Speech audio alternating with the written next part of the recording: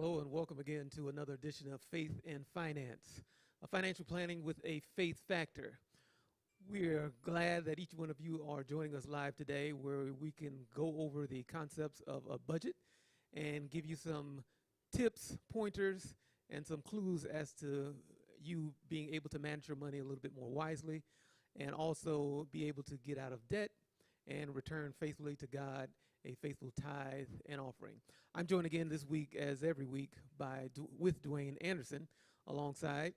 Some of you may notice our set is a little bigger. We appreciate the time and effort that our technology team has done to make sure this came to fruition here today. Dwayne, you had some news that you might want to share about maybe somebody in your family today?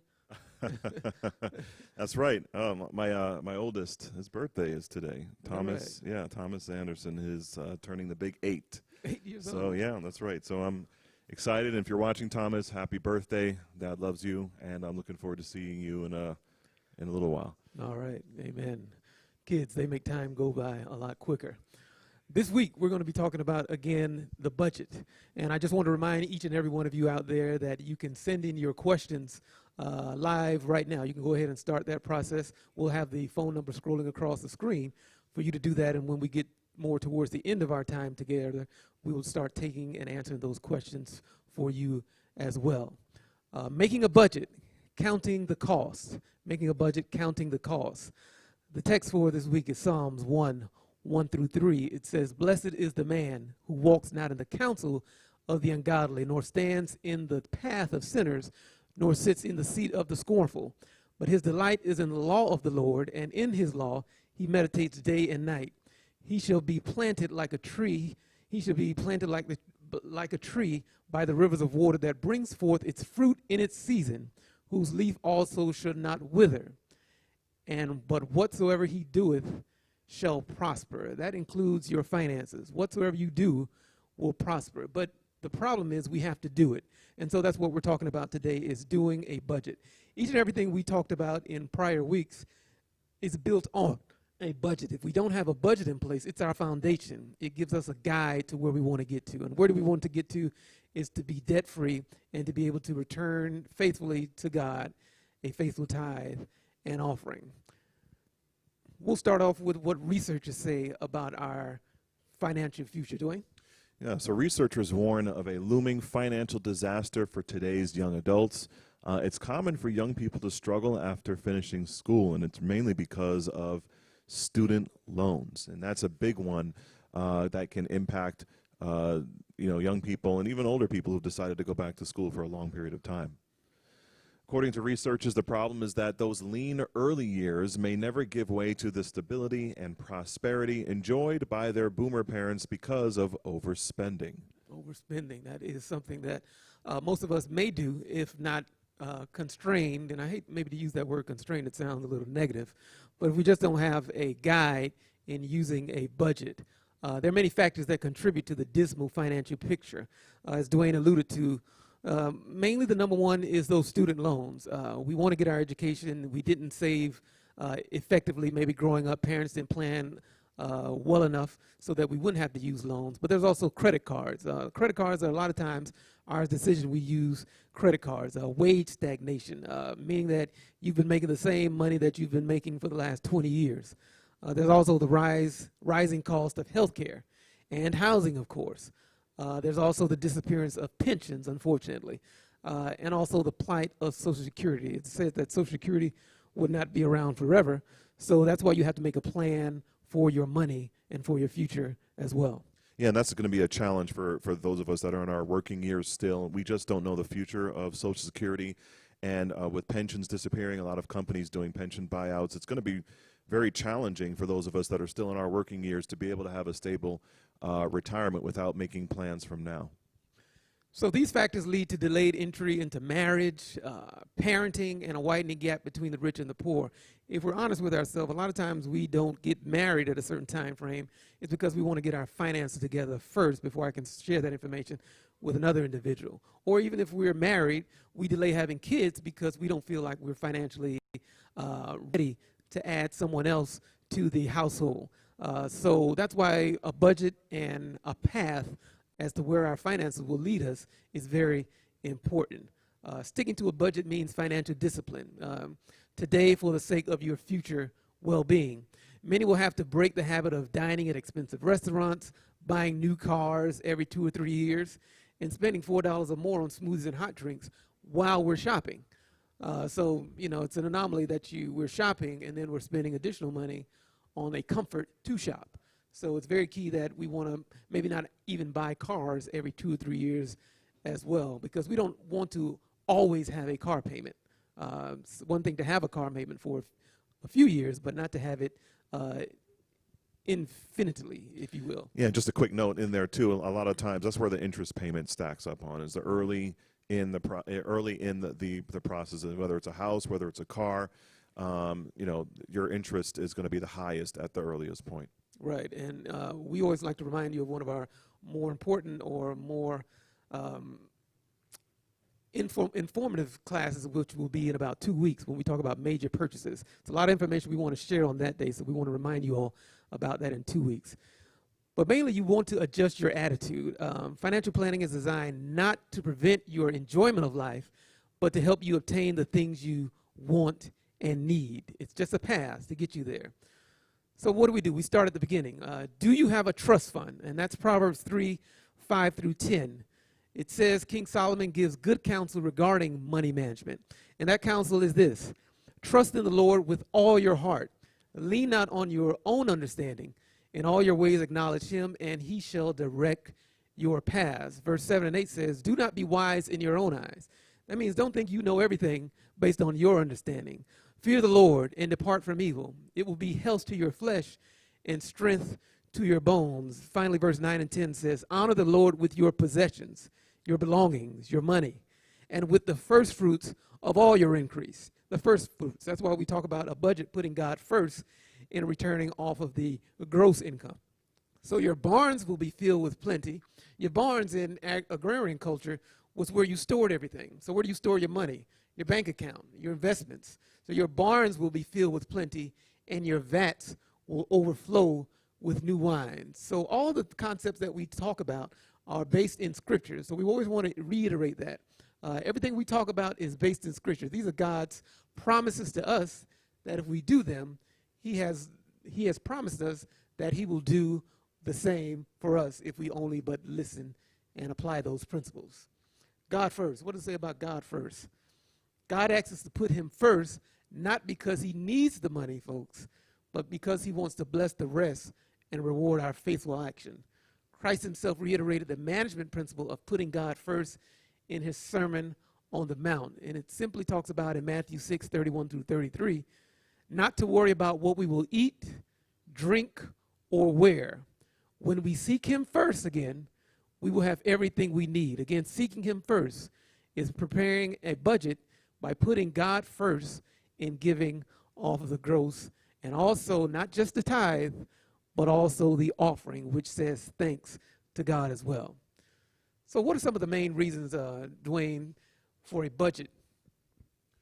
You know, the budget is very crucial. Number one, it helps you to live within your income. Okay. It helps you to spend your money wisely. It helps you to reach your financial goals, even though you may not be able to see them initially. It does take some time, but if you put a plan in place, you can reach those financial goals. It helps you to also prepare for financial emergencies, so you don't have to borrow money at very, very high interest rates, and develop wise financial management habits. Living within your income, that's important as well. We bring in so much, so it's important to know what we're bringing in and also what goes out. That's a part of that budget as well. So we're talking about starting the budget process. 4 phases of budgeting. First, assess your current situation. Where am I? What is the state of my present financial picture? Those are questions you want to ask yourself. Second, you need to create your budget percentages and allocations. So after tithe and, of course, taxes, you can begin the process by making good faith estimates. And we always want to remind you it's tithe and offering and taxes, and you can begin by making these good faith estimates. Third thing is, once you've set up your budget, begin to monitor your spending, your saving, and investment patterns. Fourth, either quarterly or annually review your financial progress and revise your budget as income and needs change. So we want to remind you here that on tomorrow morning, Sunday morning at 8:30, we will be going through a step-by-step process of building a budget. Like I referenced on last week, a lot of times when we do a class like this, individuals will always say, man, these are great ideas. I love this. I love what you're doing. I didn't know that. I didn't know I could do that, or I could save here or there. But the fact of the matter is most individuals never go out and actually do the things we talk about. So we want to walk you through the budget process. So the key for you to do is to have your income, how much you have coming in, all your expenses, all your bills. Put those information aside. All your debts, your total owed, your due dates, and your minimum payments. You want to have all that information so when we plug it into an Excel spreadsheet, you'll be doing the plug it in. We'll just walk you through it. You'll have a clear picture at the end of the day what goes out and what comes in. So how do we figure out income doing? Right, so if you get paid once a month, planning is easy since you only work with a single income amount. If you get paid biweekly or weekly, you can pretty much determine what your income is. So to add on to that, if you get paid biweekly, plan on your spending based on your 2 monthly paychecks.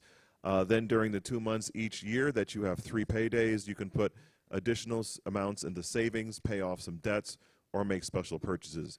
There are going to be several months in the year where you're going to get paid 3 times instead of twice if you're getting paid biweekly, and that's a great opportunity to go ahead and either start paying down some debt, putting some money towards that savings that we talked about, or if you're planning on making a special purchase, you can do that as well. Yeah, the main thing is that when that third paycheck comes, is that we're not treating it as free money. We want to have a plan for it. So that's why we talk about a budget. It's 52 weeks of the year. It's ideal that you plan all the money coming in, and ideally a zero-based budget. We'll talk a little bit about that on tomorrow as well. If your earnings vary by season or your income is irregular, some people have commission-based work, maybe 100% commission, attempt to estimate your income based on your past year and then your expectations for the current year.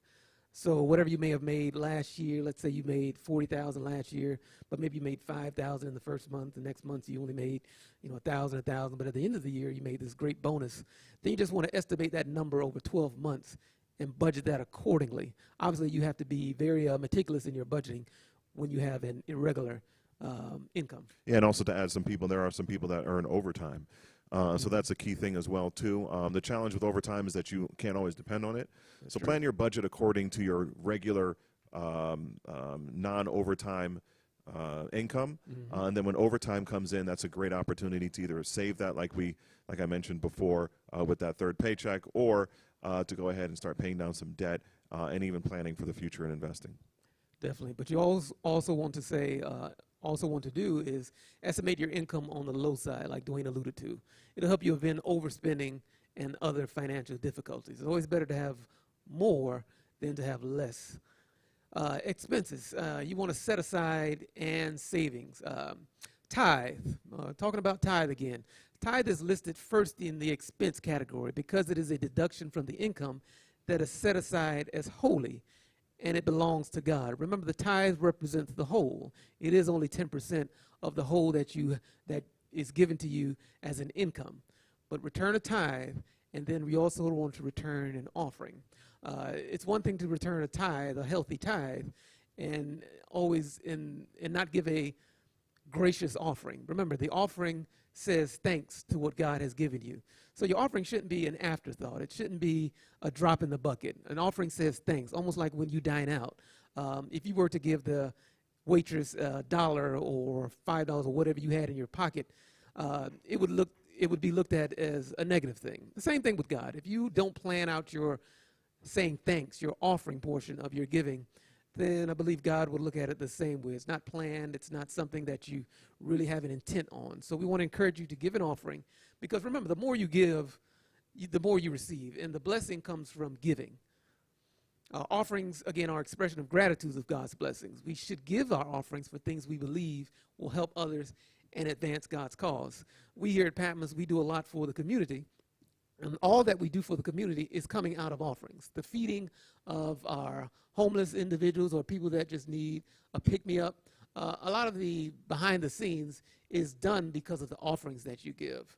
Whether those individuals that fall on hard times in life may not be able to pay a rent, may not be able to cover a light bill, All that funding is out of the offering. So it's good to be a part of a ministry that sows in good ground. So when you're sowing with Patmos, you're actually sowing in good ground. So when you give an offering, it's sometimes even better than a better rewarding experience that you may have outside of giving to even the Salvation Army or United Way, because you can almost feel the help you're giving to people here right in our community. Warning, do not get sucked into the scam of not paying taxes. There are some scams out there. Most people don't fall into that, but you just want to be careful not to be one of those individuals. The notorious gangster Al Capone was likely responsible for the death of over 50 individuals, but his longest prison time, more than 6 years spent in the federal prison at Alcatraz, was based on a conviction for tax evasion. All right, Jesus told us in Matthew 22:21 to render to Caesar the things that are Caesar's, the taxes, and to God the things that are God's, tithe and offering. So what does it say about savings, Dwayne? Yeah, lack of significant savings is a major factor in America's debt crisis. A common budgeting mistake is to spend the amount left at the end of the month instead of putting it away. This leaves nothing for savings. And advisors suggest that an amount for savings be budgeted as an expense item. So when we talk about making that budget, you should actually have a line item there that's actually putting away to savings. In other words, you're paying yourself. You may have heard pay yourself. That's what that means. You want to start putting money away in the savings and make sure that it's not accessible until there's an emergency. Mm-hmm. A 3-month emergency fund is probably adequate for a person with a stable income or secure employment. In some cases, we like to even say as much as 6 months. Anything can happen. As you can see, we're currently in the midst of a pandemic that has caused quite a few people to lose their income. If there was a 6-month savings in place, it could definitely help to deal with some of the loss of income. If you're a person that has an erratic or seasonal income, once again, you may need to set aside 6 months or even more for living expenses. And again, that's why we talk about getting out of debt, because the difference between a emergency fund with debt and no debt could be several $1,000s. So when we set aside, $5,000 for one individual, may last them 1 month, and for another individual, it may be 6 months for them. Yeah, that's why we talk about the importance of getting out of debt, Sure. right? So that way, if you're out of debt, think about it. I want you to think about it just visually in your mind right now. How much of your monthly income is going towards paying just debt? If you are able to eradicate that debt and you're able to start putting more money into savings, if there comes a situation where you need the money in savings, a lot of that won't go towards debt because your debt is paid. So it's important to, in conjunction with having a healthy savings account, also to make sure that your debts are paid down. Definitely. Many who take vacations pay for them all year and end up spending more than the initial cost when all of the interest is added. Instead, save all year and then pay off your vacation while enjoying it, or immediately upon returning home. You'll save lots of interest. We talked about interest and how much individuals pay in interest on a daily, monthly, yearly basis. So it's important not to do that. Even the weddings, some people pay for weddings long after they've been married. So that's key as well. Planning is key. That's a hidden cost that a lot of people are not aware of. They want to take a vacation, they want to do a major purchase, and they'll just put it all on credit and pay for it later, not realizing that they're not just paying for the event, but they're also paying for the interest, as opposed to saving up prior to the event, having that money available, and maybe even putting that money in an interest-bearing account. And then when the event does take place, you're able to pay that for cash and made a little bit of money on interest as well. Definitely. So there are some fixed expenses. Homeowners must pay property taxes. Now, in most places, this expense only comes once a year, but it can be very substantial. So you would want to put aside the amount for that over the 12-month time frame. Typically, property taxes range from anywhere from roughly about $500 to over $25,000. Again, that depends on the size of the home, the location of the home as well. So about 1/12 of whatever that income or whatever that tax is, you want to put aside over on a monthly basis, and that'll be a line item on your budget as well. Right. One of the things that a lot of people do is they escrow their taxes and insurance when they're paying their home, and if you're paying that escrow amount to the mortgage company, or what happens is that they actually put that money aside for you, and potentially you're losing out on the opportunity on getting interest. So if you're responsible enough to go ahead and keep that money yourself until the time of the year it's time to pay it. You can actually put that money into an interest-bearing account, so that way you are actually paying yourself interest. So one of the tricks of the trade, I guess, is to really try and be responsible with those funds and paying those at when they are exactly to be due. Definitely. And then don't stop making time payments when your car is paid off. Simply redirect the money into a savings account so when it's time to buy a new car, you can pay for that car cash. So when you are paid off of your 60-month term or your 36-month term of your car, you were used to paying $350 a month or $450 a month, then when you make your last payment, continue to put that $450 aside or put it into another debt that you're trying to pay off. But the key is not just to use that money now as free money, and then before you know it, it's all disappeared. You wondered, where did my $450 car payment disappear to? But meanwhile, it's going into something else because you didn't have a plan in place. Then there's a talk of insurance. Insurance is a part of what financial planners call risk management. You pay a fee to a company to provide you with an insurance policy so that in the event of loss in an accident or injury, you can be made whole. So insurance is very important.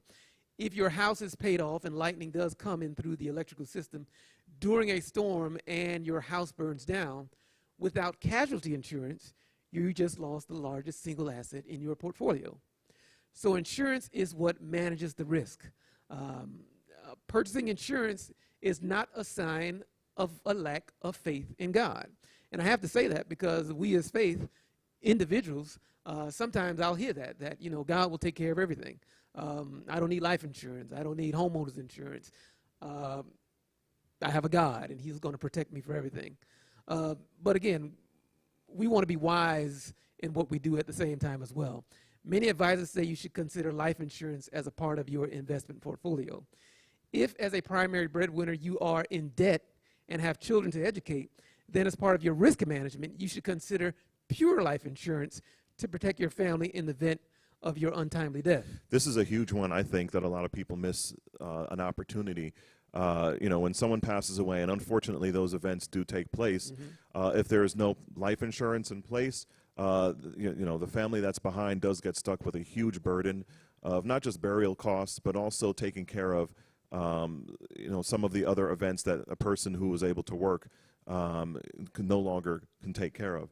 So it's very important to have these plans in place. Life insurance is a huge and very important way for wealth transfer throughout generations. And it's really important to have that as part of your plan, so that way you can continue to pass down your legacy. Very important, very important. A simple 20-year level premium term policy would be adequate to cover the period of time to get your house paid off and your children educated. And term policy is good when you're focused on getting out of debt, because you know there's some arguments between term and whole life. I think the argument for the term is that you're working on getting out of debt. So once the term is over, the 20 years, the same $100,000 maybe dollars that you're making a year, instead of putting it now into all their other bills, now you can just put that aside. So over time, you have money to take care of emergencies or unexpected life situations that may occur. Your term policies are going to be their most affordable, straight type of life insurance that you can get. All of the other ones involve some sort of investment component, and typically you'd like to keep those separate. So, you know, term life insurance is a great way to get a large amount of insurance to adequately cover all of your debts. Many people are out there are uninsured, or they are underinsured. Sure. And so if, you know, if the case comes along where they can't pay off all of the debts that they have accumulated because they didn't take out the right amount of term life insurance. And the amount of the policy can be figured out by a simple method of a rule of thumb that you will need approximately 70% of the main breadwinner's salary for 7 years to allow them to adjust to the financial consequences of that person's death. Let's say, for instance, an individual makes $100,000 per year. In this analogy, in this policy amount, 70% of that breadwinner's salary over 7 years, so that person would make $700,000 over 7 years. This scenario says you should have at least $490,000, or we round it off to about $500,000 in a policy. And again, the earlier in your life, in your marriage, that you get that policy, the better and the more money you save. In your 30s, you'll save more money on the policy versus if you wait to your 40s. Obviously, it's based on your health as well. Good health is rewarded in the cost you would pay for a policy premium as well. What about long-term care insurance? Some people really don't recommend purchasing LTC or long-term care. They note you probably won't need it or could make better arrangements for such care. I would suggest carefully looking into long-term care insurance, however, as this is what funds long-term care, not your disability insurance, as that usually replaces a salary to cover your bills and not the care that you would receive. So not just senior individuals need long-term care. Think of the people involved in horrible accidents or sudden debilitating illnesses. If you've ever been to a nursing home, the majority of individuals are senior or elderly, but there are some individuals who are younger, who've had some, terrible turn in life where life caused them to not be able to take care of themselves. And if long-term care insurance had been had, it would have been maybe a little bit more comfortable situation. It's not for everyone, but for those that need it, then we encourage you to put that into your portfolio as well. If you have questions about that, let us know through the text as well. We can get you some more information or even forward you on to some experts in that field as well. There's also variable expenses. Planning for variable expenses is not as easy as budgeting for savings or fixed expenses. Variable expenses will fluctuate by household situation, time of the year, the health, economic situations. A good guide is to compare what you spent on these items last year as well. And the most common overspending areas are entertainment and food, especially meals away from home like we talked about in another lesson, and then purchasing less expensive brand items, buying quality used products, and of course avoiding credit purchases and our common budget busting or budget adjustment techniques. So what do we need to do to develop a successful budget? We need to merely have a spending plan. Well, merely having a spending plan will not eliminate financial worries. A budget works only if you follow it. Changes in income, expenses, and goals will require changes in your spending plan. Money management experts advise that successful budgets should be one, well planned, realistic, flexible, and clearly communicated. And it's really important to know that everyone's plan is different. I highly, when you speak to someone else about what their plan is, it may not look like yours, and it's important to understand that. One of the worst things out there is people trying to give advice to someone about how they should manage their money when they don't know that person's situation. There's a lot of questions. A lot of times people ask me questions. What should I do? How should I do this? What's the best thing to do here? What's the best thing to do there? And I can't answer that question without knowing your situation and what your goals are that you're trying to reach. So whatever that goal is, though, it needs to be well planned. It does need to be realistic. It needs to be flexible because anything can change and happen. And then obviously clearly communicated. If there's other members in your family, it is very important that you communicate those with each other. So on tomorrow morning at 8:30, we're going to walk you through a budget. On the screen right now, it may be fairly small, but this is the budget that we're going to use, or the template that we'll use on tomorrow morning. So it's important that you know what your household income is, whether it's coming from alimony or child support, SNAP benefits, investments. You want to put that in that first column. We'll make that available for you as well. And then you also want to know over to the right what your debt is. You're going to list out your credit cards, what your minimum payments will be in that right column. And then you just want to know what your overall balance is on those cards as well, your student loans, your medical bills. Also, we're going to work on putting the tithe in, the offering is as well.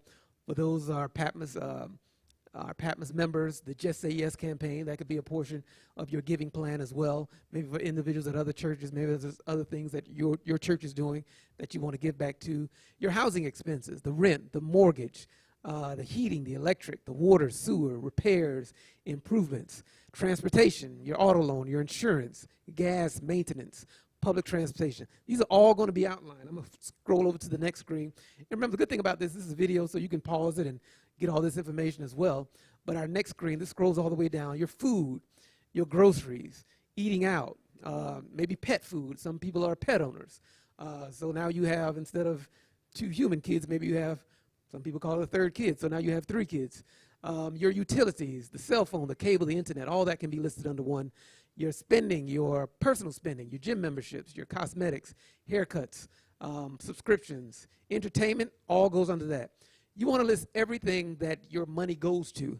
So it's key between now, maybe tonight after sunset is a good opportunity for you to spend maybe several hours to get prepared for tomorrow morning so you can have all this information and we can put into a spreadsheet so it can outline everything for you. And you'll know exactly where you are in everything, in your different columns, I should say. And then finally, the household items, what's being spent on laundry, detergent, cleaning supplies, your medical and health care, your co-pays, your dental, your urgent care, and finally other donations, birthday, anniversary, wedding, Christmas, charities. You want to list all that information there as well. Pray for God's guidance, folks, as you develop your budget, making him first. He's your partner in this process. Remember that. God is your partner. You want to put him first. We're not just praying now. We're actually putting action behind our prayers and developing a budget to help us get to the next level in our finances. So tomorrow morning, the information is on the screen for you to get the Zoom information for that call on tomorrow morning. We'll have the Excel spreadsheet available for individuals. You need to know all that information. We're not going to be looking at your numbers. You're going to have your numbers in front of you. We'll simply guide you through where to put my numbers in, what numbers need to go where. So your information is still going to be private with you, but we just want to be able to walk you through it because, again, at the end of the day, most people who go through a class like this and never actually do the process. So we want to help you with that process. We're going to start our process now of taking questions from individuals that are out there. Our number's on the screen for you to be able to ask those questions, and we're going to do our best to answer each and every one of those questions. I'll start with one of our Facebook questions. What advice do you have for withholdings for taxes? And the second part of that question is it better to have higher deductions to get a bigger return? This is a really good question. I've heard this question a lot, and it's really going to vary on your situation, but just to kind of explain how it works, when you have your taxes withheld, it's really the government just withholding your taxes to pay at the end of the year. What a lot of people like to do is they like to have a lot of money withheld so they can get a big tax return, but that's actually your money. Mm-hmm. It's your money that you could have had during the year, and technically it would be a better choice to receive more money in your paycheck and then go ahead and save some of that money. And then at the end of the year, if you do owe a tax bill, you have that money to go ahead and pay that tax bill. But at least you've saved it. You've put it in an interest-bearing account, so that way you can at least make interest on that money as opposed to waiting for a big tax return at the end of the year. I think if people were a little bit more prudent with saving that money throughout the year, it would do them more help than they realize. And you definitely have to be a disciplined individual to do that. This advice goes to that individual that is ready to get out of debt, not to increase their income they're getting on their check by adjusting their withholdings, and then ended up using that money without a plan. So it's key to do everything we do with our money with a plan. So that's very important as well. Another question is, do you recommend using applications like Capital or Acorn to help save? I think we alluded to this. Yeah, we've answered this question before. There's a ton of good apps out there. Research all of them. I'm not going to necessarily promote any of those apps on the broadcast today, but there are a lot of apps out there that you can use. Remember, tools are just that, tools, right? You can have a hammer, you can have pliers, and they're great tools to use, but if you don't use them, you can't achieve your goal. So there are plenty of tools out there that you can use. Fortunately, we live in a day and age where you can literally just budget everything from your phone. And so you can use these tools to go ahead and set a budget in place. But the most important thing is that you have to be consistent. You have to be consistent with it. You have to use it continuously, and you have to really abide by it as much as possible. If you have a car loan, what is the fastest way to pay it off? You have a car loan, what is the fastest way to pay it off? Right, so there's a couple of schools of thought here, and we'll get into this later on when we start talking about debt stacking or debt snowballing, however you want to take care of it. But remember, anytime that you have a payment that you need to make that has interest attached to it, remember that the interest is stacked highly on the front end. And when we go through amortization schedules, you actually see how much money you pay in interest in the front end of those loans. To pay off a car loan, it really kind of depends where you are in the cycle. If you're early on in the cycle, then you definitely want to try and get as much extra money as possible to help pay down the principal. Interest is always attached to principal. So if you reduce the principal, if you specifically have money put towards the principal, then you will pay down the principal faster, and then the interest will automatically decrease as well. So it depends on where you are in the process. But to reduce the years off of that car loan and reduce the interest payments off of that car loan, depending on where you are in the process, you definitely want to make sure that you apply more to principal. You can reach out to your car lender on how to do that. Yeah, we'll talk a lot more, like Dwayne alluded to, on the topic of making major purchases, which is, again, your home, your car, in 2 weeks from now when we have that discussion a little more in depth. And we'll also introduce that amortization schedule that some individuals may not be aware of as well. Another question here is using a credit repair company to help build credit a good idea? Well, this is one of those things where you really need to be careful. There are a lot of credit repair companies. It's a big thing right now. A lot of them charge a lot of money to help repair credit. And in many cases, you'll spend a lot more money than necessary. So you really want to do a check on their credit repair company, get as much information as you possibly can about them to make sure it's a good idea. There's plenty of them out there. Unfortunately, there's a lot of unscrupulous ones. However, there are some good ones as well. So you really want to make sure you do your research on that and find out how much it is. If you're paying a ton of money to get your credit repaired, a lot of these things you can actually do yourself by contacting one of the either TransUnion or Equifax or Experian, and you can get a lot of these things removed off of your account, which can help your credit score. So please be wary of any one of these companies that you have to spend a tremendous amount of money to improve your credit score. And our goal here is to have a expert in the credit field join us here in the upcoming weeks as well. We get a lot of credit questions, so we wanted to reach out to an individual who is well versed in that field. And ideally, he'll be on with us at a special time in the coming weeks as well. So look out for that information. A lot of you that have the credit questions, how to build credit. Should I pay my medical bill? Wasn't it already paid off? Am I still really paying the bill, even though I think it's already been paid off? Because most hospitals have insurance to cover that, but they're still coming after you for that insurance bill. So he's going to give you a lot of information on credit worthiness, how to build credit, how to get out of debt collections and things of that nature as well. So look for more information on that in the coming weeks as well. There are so many interest-bearing accounts out there. Do you recommend any type for saving long-term? Yeah, so it's important to know about interest-bearing accounts. If it's just a straight savings account, there are plenty of really good savings accounts online. I use a couple of them myself, but these are great way for you to get a higher return on your money than you would obviously than by keeping it in a checking account.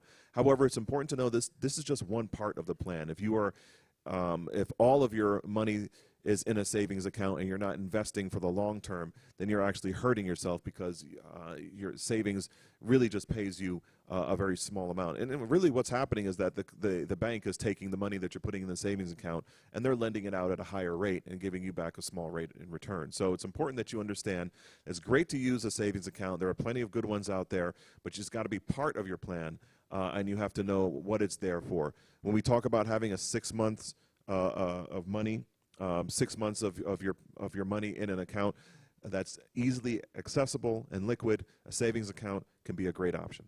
Definitely. Good to know. Yeah, these are all key items that you want to have. And again, the key around everything we're speaking about today and throughout our time together is the budget. And that's why we're so big on the budget. That's what this lesson for this week spoke all about, was budgeting. Because again, when we get to the end of our time together, which is roughly about 2 months from now, when we'll take this thing to an end, everything you're learning from week to week will come all together, culminate in one area to show you exactly how you're going to get out of debt and exactly when you're going to get out of debt, based on all the information you would have given to your family, to your friends when you've built your budget. So you would know what's coming in, what's going out. We're going to give you a table to use at the very end. That's our week 12, which will walk you through exactly what the debts I have, how to get out of debt, and sometimes it's used as a snowball method, but everything is going to be built on that. So all this is building on one thing, and that's to get you out of debt, to give better, get return unto God a faithful tithe and offering. And remember, everything we're doing here is faith-based. We're putting God first, as we talked about in our first lesson. Putting God first. When we understand we put God first, then you can have an adequate prayer to God to help you with your finances. But you can't just pray to God and ask for help. You have to do your portion as well. It matches the natural, you doing your budget, with the supernatural. We leave that to God. Goliath was killed, but David still had to throw the rock at the end of the day. So you have to do something, you know. But so what we're talking about now is you doing that something. So again, we want to encourage as many of you as possible to get up early in the morning, get the breakfast in you at 8 o'clock, and get ready to go at 8:30. We're going to jump in. We're going to go for 90 minutes straight, walk you through building a budget. And then at the end of our time together, you're going to have a lot of information to make your wise choices about what you spend on, how much you spend on, when you spend on it. Again, it's key to know what my due dates are, what my overall balance is, what my minimum payment is at this point, and then we'll walk you through everything else. And be truthful with yourself. If you have to go back online and look at how much I spent eating out over the last 60 days, put that in as an average. If you spent $300 every week eating out, put it in there.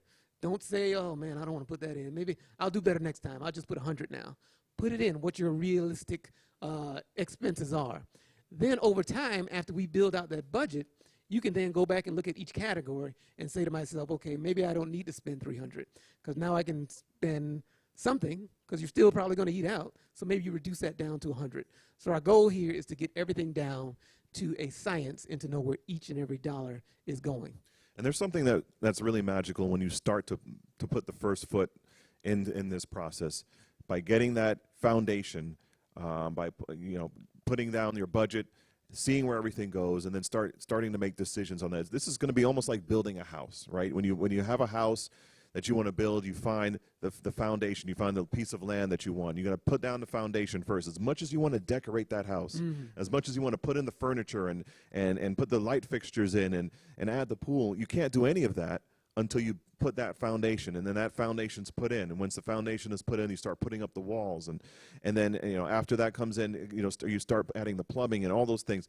All of those things have to come first. So, when we talk about these steps, we're putting them in a specific order, so that way you can achieve your long-term goals. Do you want to be out of debt?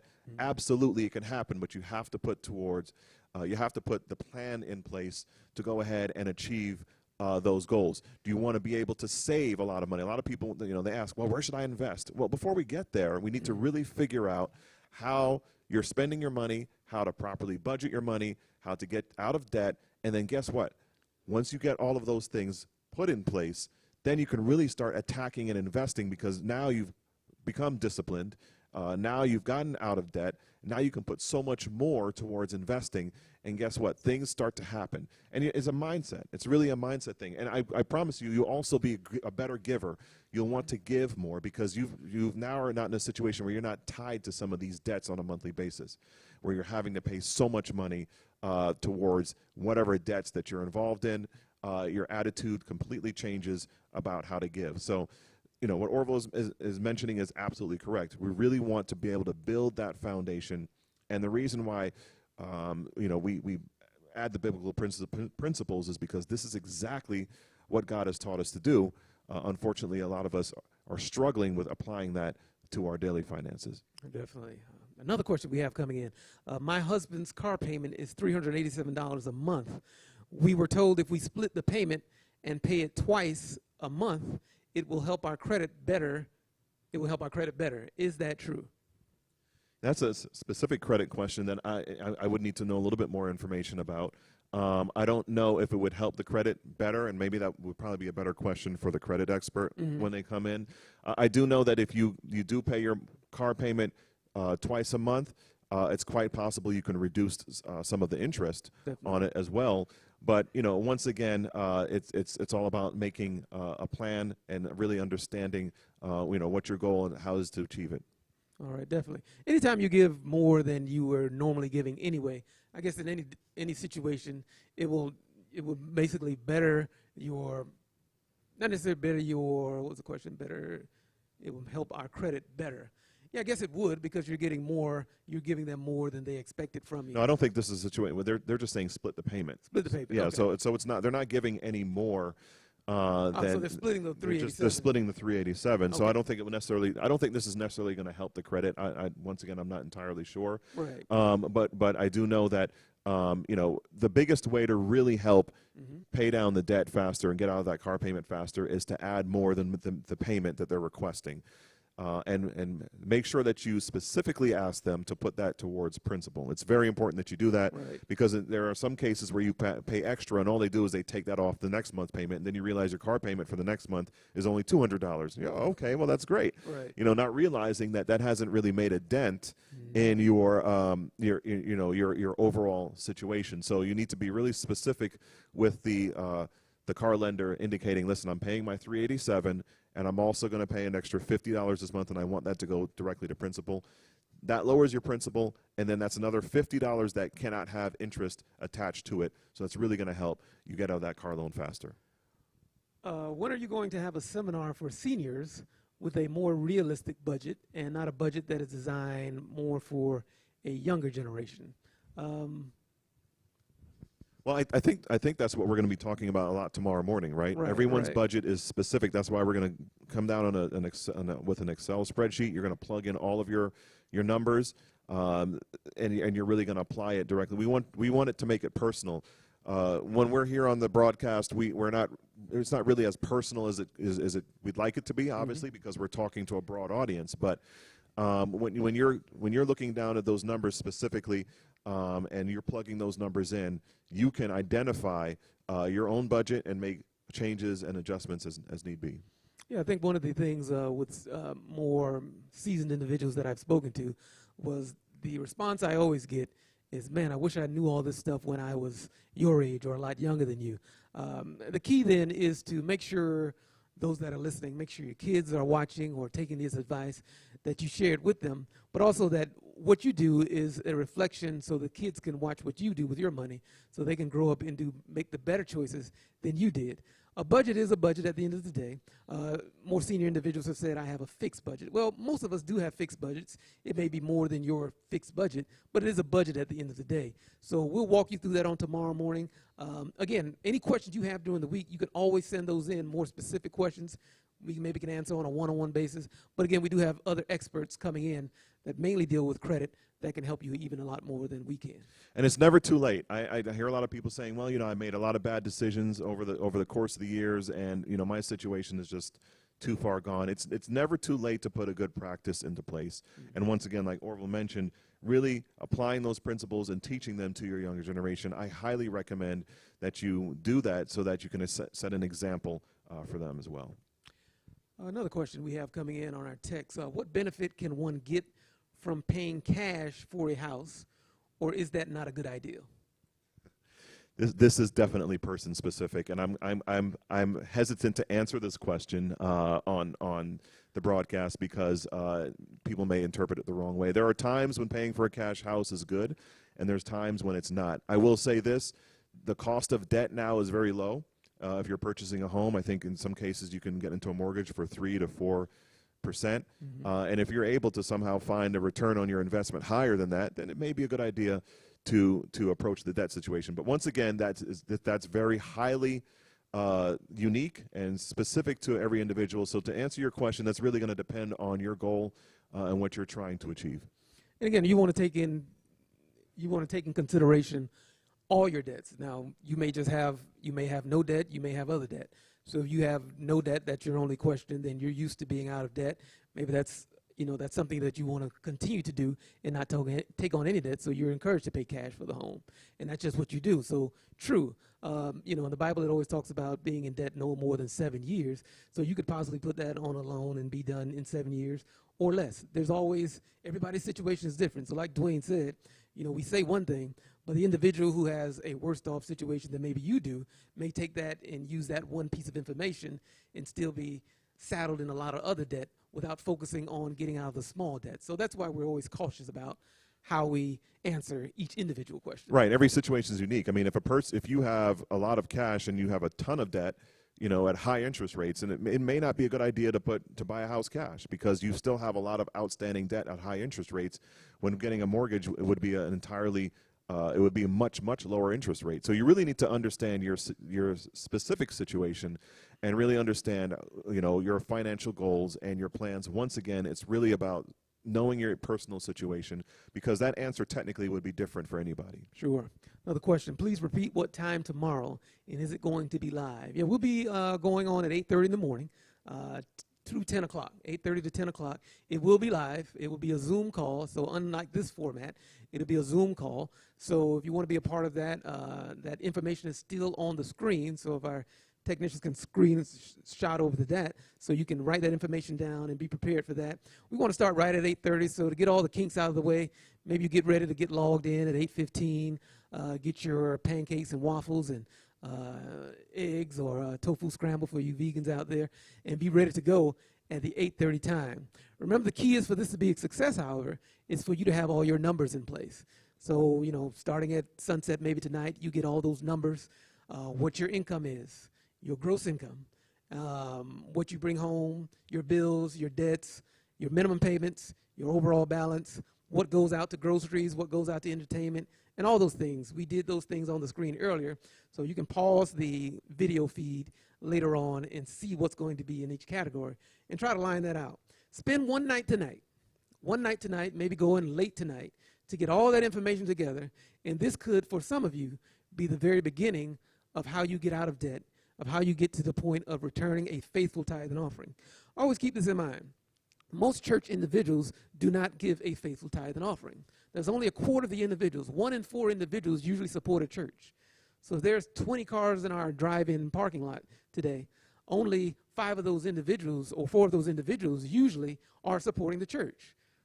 Keep that in mind. And the reason the other 75% can't or don't is usually because of the debt they have, or they don't know where their money is going. So that's why it's key as faith-based individuals to do the steps, so when you pray for financial independence, for financial blessings, that God has more opportunity to bless that prayer because you put in the work. So again, just listening to us week after week without doing nothing is a moot point. You'll say, I heard it, I listened to it, and I still have issues. No, that shouldn't happen, because when you walk through this budget and start putting away monies for emergency situations, start budgeting that in, start returning to God faithfully, so that when your prayer goes up, it's not falling on moot ears. And I hate to say that, but there's many testimonies out there of individuals in this church, in many other churches, that were just like you and even me at some point. And I always like to stress this. Most people that are among the 25% that support a church weren't always in that 25%. They were sometimes at a place where they weren't comfortable in returning a tithe and offering. But at some point, something happened where they got to the point and returned a faithful offering and tithe, and they saw the blessings that came from that. And not necessarily a monetary blessing, not necessarily immediately. Like we talked about today earlier, sometimes this blessing may come later on in life, or God may be saving that upon when he returns in that resurrection as well.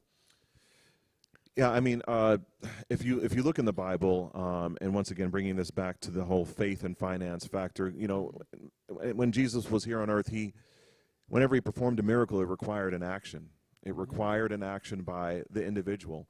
And so, if you're hoping that, you attending these classes and you hope that if you pray a lot, that things will automatically get better, I hate to tell it, it's probably not going to happen. It's going to require action. Mm-hmm. It's going to require for you to do some things that are uncomfortable. I'm reminded of the story of Naaman, right, when he dipped in the water. Yes. And it was an uncomfortable event. In fact, he probably even questioned, why do I have to do this? Mm-hmm. How could this possibly help me? But it required his action, and he wasn't healed until he followed God's instructions entirely to the T. So we want to invite you to come tomorrow, take that first step in action, coming tomorrow, attending the Zoom class from 8:30 a.m. to 10. Please share it with friends and family. We look forward to seeing you there, and we're going to help you get your budget right. God bless you, and we'll see you on tomorrow morning at 8:30.